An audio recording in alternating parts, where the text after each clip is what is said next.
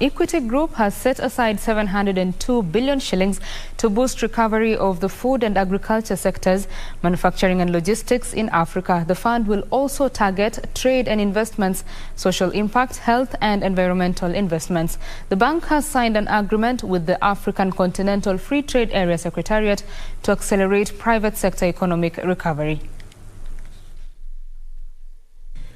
Currently, Africa accounts for just 2% of global trade and 17% of African exports, compared to 59% for Asia and 68% for Europe. In January last year, over 55 countries opened their markets through the African Continental Free Trade Area after agreement, creating the largest free trade area in the world, measured by the number of countries participating. The agreement connects over 1.3 billion people with a combined gross domestic product valued at $3.4 trillion.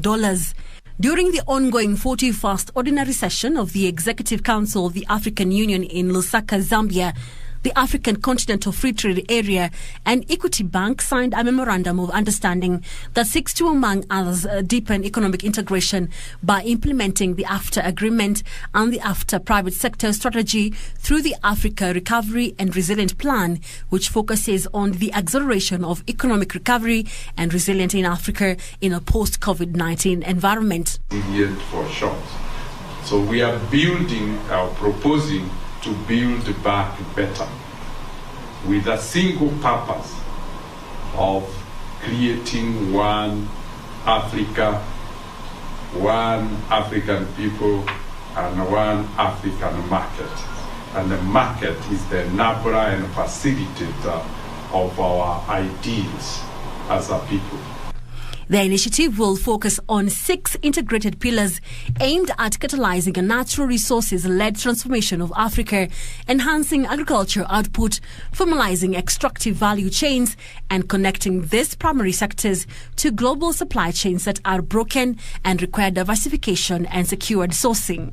Of an aligned vision and aligned objectives for what our continent should be doing, public sector and private sector. Link them to the form of value chains, which will finance together with the development banks and big investment projects, and in the process ensure that wealth is fairly and equitably distributed. A 702 billion shillings fund has been availed to support the critical sectors, thus boosting trade within the African continent. Over 5 million SMEs will receive loans to scale and grow, and there will also be the creation of an additional private sector lending with an envisaged loan book directed to agriculture at 30%, manufacturing 15%, and MSMEs at 65%. Special consideration will be given to entrepreneurs in micro, small and medium-sized enterprises, women-owned businesses, workers and youth.